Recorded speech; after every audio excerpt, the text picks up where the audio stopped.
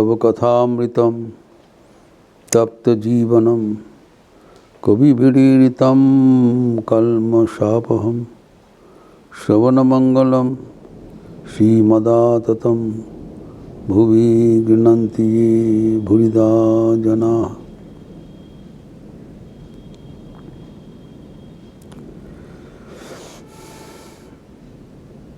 ये जमलार्जुन का स्तव हम लोग चर्चा कर रहे थे, जिसमें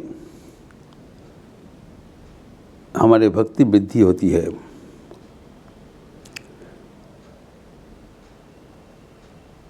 इस स्तव हमें भगवान के ओर पहुंचा देते हैं, इसलिए अत्यंत गहराई से ध्यान देकर इस स्तवरा जीवनोद्धान करना चाहिए एवं जीवन में अपनाना चाहिए। तो यहाँ पर कहा गया है, जो आखिरी श्लोक में वर्ष नंबर 38 श्रीमद् भागवतम दशम स्कंदम दशम अध्याय, कि जमलार्जुन शाट मुक्त होकर प्रभु के चरणों में निवेदन कर रहे हैं कि उन लोग कितना भाग्यशील है कि भगवान को दर्शन कर लिया, एवं न केवल दर्शन कर लिया, उन लोग का जीवन परिवर्तित हो गया, जीवन का दर्शन परिवर्तित हो गया। कोई सारे अहंकार उनका चूर हो गया और वो भगवान को दासानुदास समझते हैं एवं भगवान को काम करने में, भगवान को चिंतन करने में उन लोग आह्लादित होते हैं। फिर आखिर में कहते हैं, जो कि हम लोग शुरुआत किया था, उनका वाणी एवं उनके श्रवण इंद्रिय भगवान का चिंतन में मस्त रहे। वाणी गुणानुकथने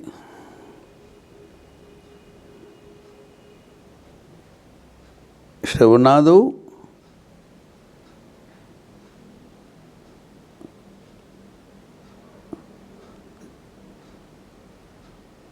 कथायाम, भगवान का कथा, हस्ते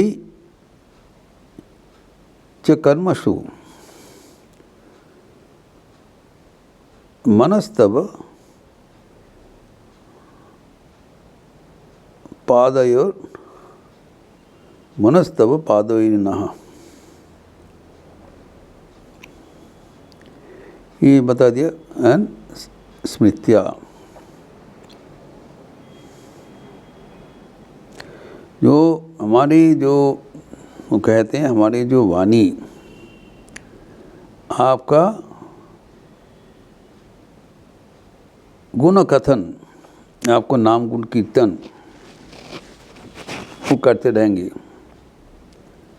एवं हमारे जो कान सर्वदा आपका नाम गुण कीर्तन सुनते रहेंगे। ये दो चीज़ बताया। सबसे पहले हम देखते हैं कि भक्ति लाभ करने के लिए यह है सर्वश्रेष्ठ उपाय, the best and shortest and safest way to realise God is to sing his glory and hear his name। कितना सहज है। हम जानते हैं कि श्रीमद् भागवतम में अन्यत्र लिखा हुआ है, नवलक्षणा भक्ति, भक्ति अर्जन करने के लिए 9 लक्षण होता है। एवं ये नवलक्षणा भक्ति में सर्वप्रथम 2 भक्ति का नाम उल्लेख किया है, वह है श्रवण एवं कीर्तन। जो 9 वेराइटीज ऑफ डिवोशन को जो बताया, ग्रेडेड, श्रवणम कीर्तनम विष्णु स्मरणम पाद सेवनम अर्चनम वंदनम दास्यम सख्यम आत्मनिवेदनम। तो ये नवलक्षणा भक्ति के भीतर जो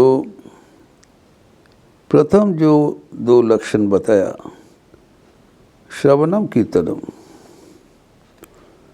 ये प्रथम है सबसे महत्वपूर्ण।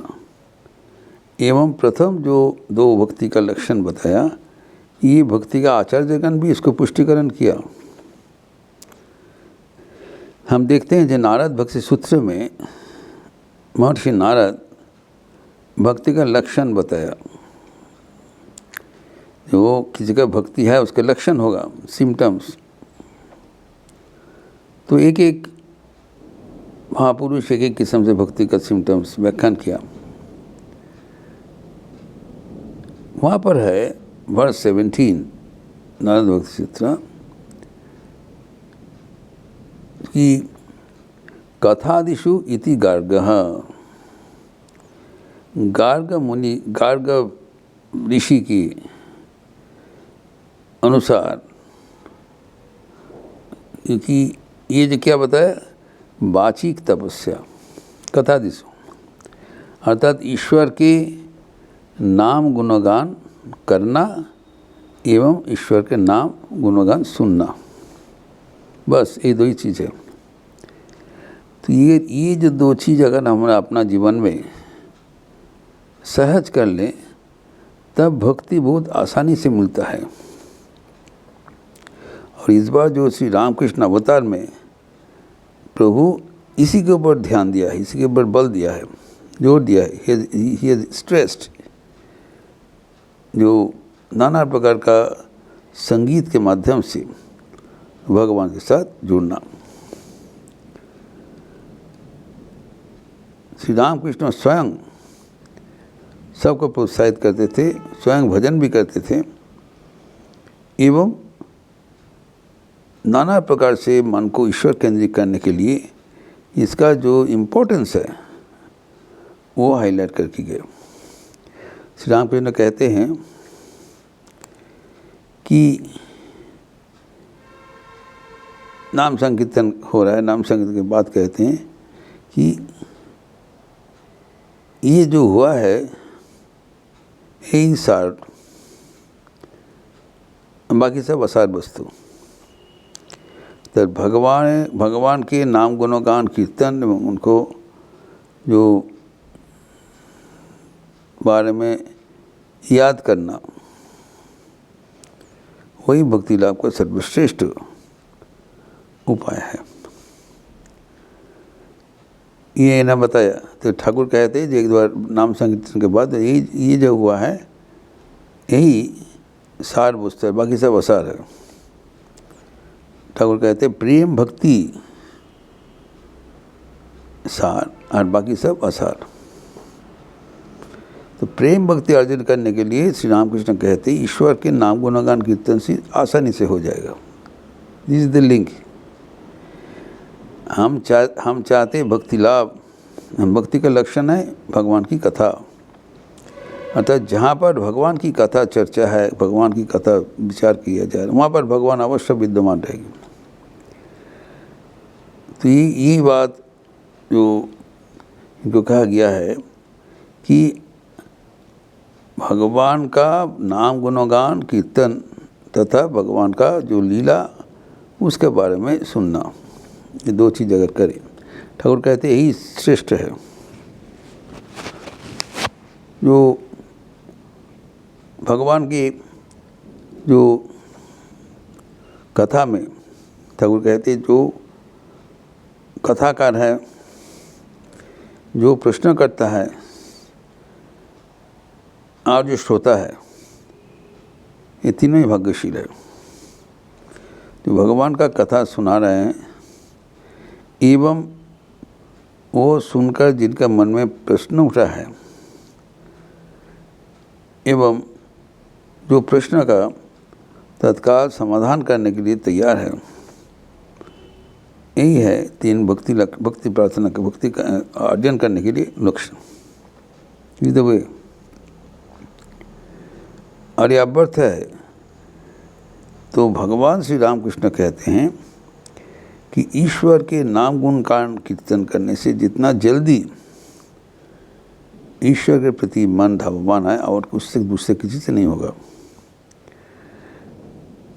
तो ये हमें समझना चाहिए कि जो नवलक्षणा भक्ति यानी यहाँ पर जो नाना प्रकार की भक्ति का व्याख्यान हुआ है, इसमें से सबसे पहले बताया वाणी गुणानुकथने श्रवणौ कथायाम, भगवान का नाम गुण कीर्तन। तो ये जब होगा, इसके साथ साथ क्या बताया,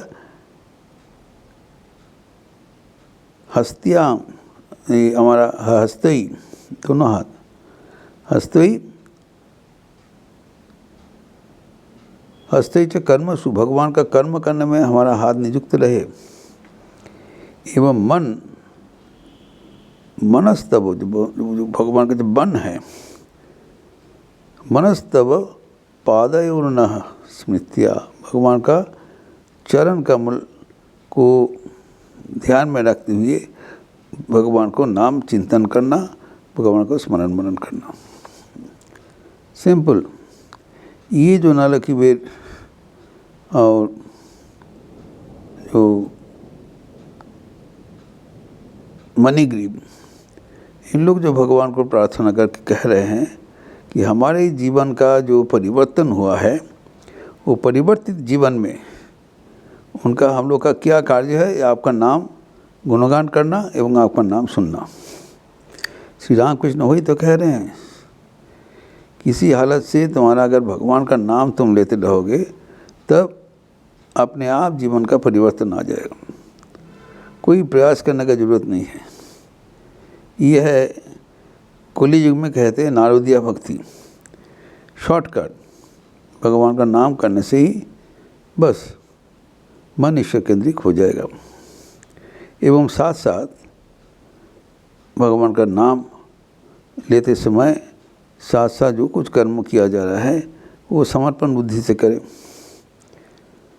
हमारा हाथ जो कर्म किया जा रहा है भगवान का ही कर्म है, हमारा मन भगवान के चरणों में फिक्स रहे, दृढ़ रहे,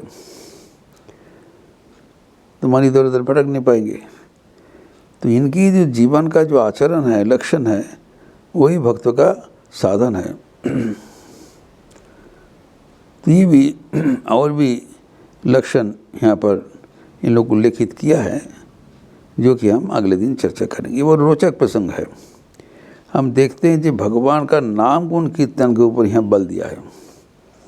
श्री रामकृष्ण अवतार में नाम गुण कीर्तन का कितने महत्वपूर्ण है, ये हमें थोड़ा गहराई से सोचना चाहिए, जिसका विस्तार हम अगले दिन करेंगे। नाम गुण कीर्तन का महिमा।